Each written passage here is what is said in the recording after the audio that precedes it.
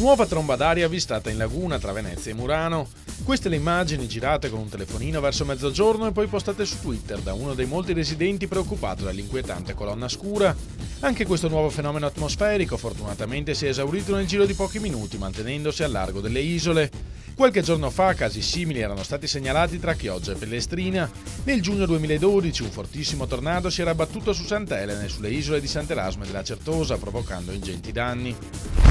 Lotta per la sua vita il bimbo di 4 anni vittima di un incidente la sera scorsa in località Giussago di Portogruaro.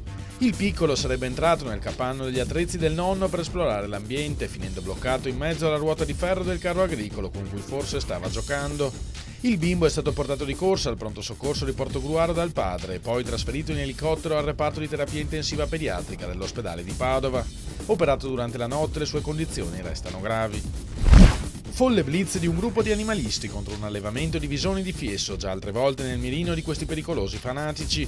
Gli aggressori, rimasti ignoti, hanno dato fuoco ad alcune pannocchie per poi lanciarle sull'area delle gabbie che solitamente custodiscono gli animali, ma che in questo caso erano vuote. Le fiamme si sono estese rapidissimamente, alimentate dal telo in plastica per riparare i visoni dal sole e dalla paglia che si trovava in alcune delle gabbie. Per spegnere il rogo è stato necessario l'intervento dei vigili del fuoco. Indagano i carabinieri di Chioggia.